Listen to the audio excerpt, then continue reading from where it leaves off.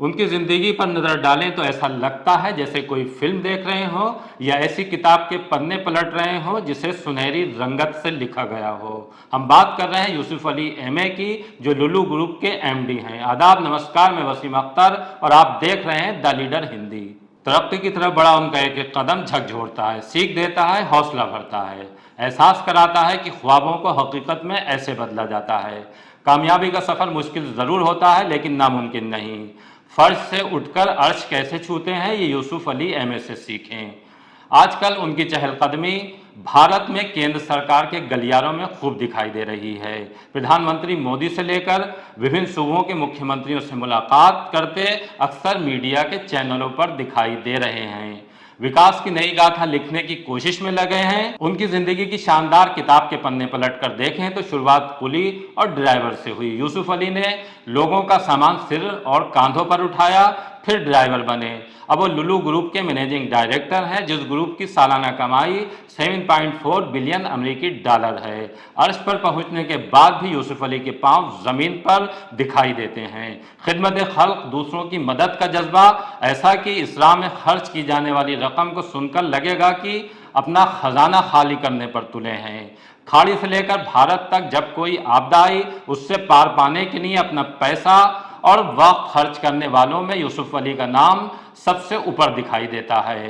कुरान हाफिज हैं। जिस तरह अल्लाह ने कुरान में फरमाया कि गरीबों की मदद इस तरह से करो कि एक हाथ से दो तो दूसरे हाथ को पता नहीं चले। यूसुफ अली मदद से पहले चेहरा नहीं देखते, न ही ये पूछते हैं कि किस मजहब से ताल्लुक़ रखता है जिसकी वो मदद करने जा रहे हैं। उनकी इस नेक नियति की बदौलत जहां के वो रहने वाले हैं वहां उनके मंदिर तक बन गए। कारोबार जगत के लोगों के बीच जब कभी कामयाबी का जिक्र आता है, यूसुफ अली का नाम बतौर मिसाल इज्जत के साथ लिया जाता है। फारस की खाड़ी में कबीलाई संघों के समूह ने जब यूनाइटेड किंगडम की सुरक्षा संधियों को रद्द किया, तभी संयुक्त अरब अमीरात को आकार मिला। 3000 किलोमीटर दूर अरब सागर के तट पर बसे दक्षिण भारत के राज्य केरला में 15 साल के एक लड़के ने यूएई की विकास की उस परवाज को भांप लिया और एक नई उड़ान भरने का इरादा कर लिया। इसी इरादे के साथ 1973 में यूएई के गठन के ठीक 2 साल बाद महज 17 साल की उम्र में अबू धाबी में कदम रख दिया।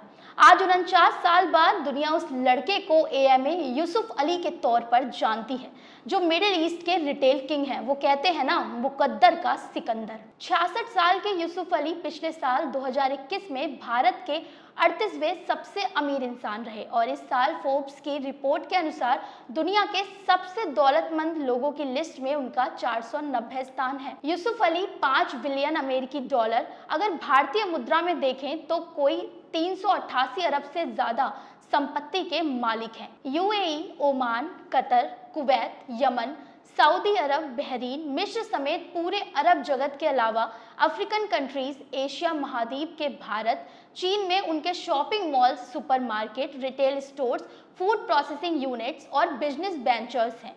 यूसुफ अली लुलु और एमके ग्रुप के प्रबंधक निदेशक भी हैं। इस बिजनेस समूह का हेड ऑफिस अबू धाबी में है। यूसुफ अली के 8 बिलियन डॉलर के इस बिजनेस ग्रुप में 40,000 से अधिक कर्मचारी हैं, जिनमें 25,000 इंडियंस कामगार हैं। बाकी 15,000 कर्मचारी दुनिया के विभिन्न 37 देशों से ताल्लुक रखते हैं। लेकिन भारत में अचानक यूसुफ अली चर्चाओं में क्यों बने हुए हैं? आपके मन में ये सवाल तो जरूर आ रहा होगा। लखनऊ में क्या करने जा रहे हैं? भारत और यूएई सरकार ने उन्हें क्या जिम्मेदारी और अवार्ड मिले हैं? इन सब पर बात करने से पहले थोड़ा यूसुफ अली की निजी जिंदगी के बारे में जान लेते हैं। केरल के त्रिशूल जिले का एक गांव है नाटिका।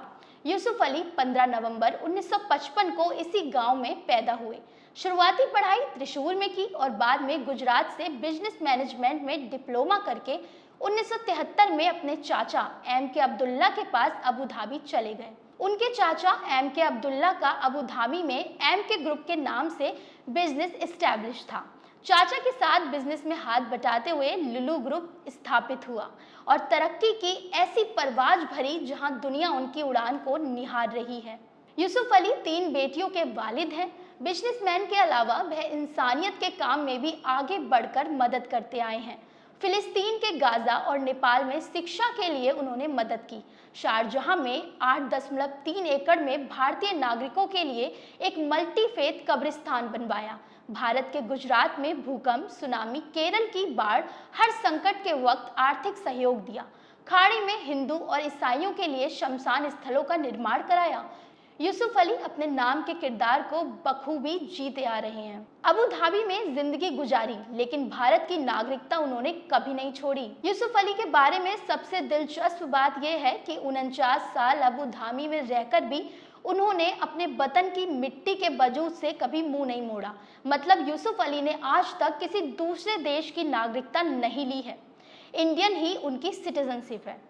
ये महत्वपूर्ण इसलिए भी है क्योंकि बॉलीवुड अभिनेता अक्षय कुमार कैनेडियन नागरिकता लिए हुए हैं। कई बिजनेसमैन, अभिनेताओं और नौकरी पेशा लोगों ने दूसरे देशों की नागरिकता ले रखी है, लेकिन यूसुफ अली भारतीय नागरिक के तौर पर दुनिया भर में तरक्की की उड़ान भर रहे हैं। भारत में इसलिए चर्चा में है क्योंकि यूसुफ अली ने 1 जून को प्रधानमंत्री नरेंद्र मोदी से मुलाकात की।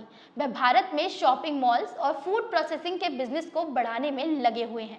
3 जून को लखनऊ में इन्वेस्टर्स सम्मेलन में वे शामिल हुए। यूसुफ अली लखनऊ में शॉपिंग मॉल खोलने जा रहे हैं। 3 जून को ही उन्होंने लखनऊ में पीएम को अपना प्रोजेक्ट दिखाया। इस दौरान सीएम योगी और दूसरे नेता भी मौजूद रहे। यूसुफ अली के स्वामित्व वाली कंपनी ने 2013 में भारत के केरल स्थित कोच्चि में अपना पहला लुलु इंटरनेशनल शॉपिंग मॉल खोला, जो देश का सबसे बड़ा मॉल है। पिछले साल 2021 में ही तिरुवनंतपुरम में शॉपिंग मॉल खोला और अब लखनऊ में मॉल खोलने की तैयारी में है। चूंकि इस वक्त देश में बेरोजगारी सबसे बड़ा मुद्दा है, खासकर यूपी में, इसलिए लुलु ग्रुप के यहाँ निवेश से रोजगार की बड़ी संभावनाएं पैदा होंगी। यूएई 7 राज्यों का महासंघ है, जिसमें Abu Dhabi, Dubai, Sharjah, Ajman, Umm al Quwain और फुजैरा शामिल हैं। अबू धाबी इस अमीरात की राजधानी है और अबू धाबी के शासक ही यूएई के राष्ट्रपति होते हैं। राष्ट्रपति शेख मोहम्मद बिन जायद अल नाह्यान, जिनका पिछले महीने ही इंतकाल हो गया, उन्होंने पिछले साल 2021 में यूसुफ अली को Abu Dhabi chamber of commerce and industry board का उपाध्यक्ष नियुक्त किया था। ये बोर्ड अबू धाबी बिजनेस जगत का सबसे ताकतवर बोर्ड है। तो दूसरी तरफ भारत सरकार ने उन्हें प्रवासी भारतीयों की प्रधानमंत्री वैश्विक सलाहकार परिषद का सदस्य बना रखा है। साथ ही स्मार्ट सिटी परियोजनाओं के वे मध्यस्थ हैं। भारत की केंद्रीय वक्फ परिषद के वे मेंबर हैं। केरल राज्य औद्योगिक विकास निगम लिमिटेड और कोचीन इंटरनेशनल एयरपोर्ट लिमिटेड के निदेशक भी हैं। साल 2010 से 12 के बीच एयर इंडिया के निदेशक भी रह चुके हैं। इतना ही नहीं, यूएई में उनके पास कई अहम जिम्मेदारियां हैं। वह दुबई की भारतीय व्यापारिक और व्यावसायिक परिषद के सदस्य हैं। संयुक्त अरब अमीरात में भारतीय इस्लामी केंद्र के मुख्य संरक्षक और भी तमाम पदों पर वे आसीन हैं। यूसुफ अली को बिजनेस जगत में और समाज सेवा के लिए कई राष्ट्रीय और अंतर्राष्ट्रीय पुरस्कार मिल चुके हैं। भारत सरकार ने 2008 में उन्हें पद्मश्री सम्मान से नवाजा था। फोर्ब्स ने उन्हें 2012 में मेना क्षेत्र में एशिया के सबसे प्रभावशाली बिजनेस लीडर का पुरस्कार दिया था। उनके हिस्से में दर्जनों पुरस्कार हैं। विश्वविद्यालयों की मानद उपाधियां भी हैं। अगर हम यूसुफ अली की जिंदगी की बात करें तो इसका एक एक लफ्ज हकीकत से सीधे तौर पर जुड़ा हुआ है।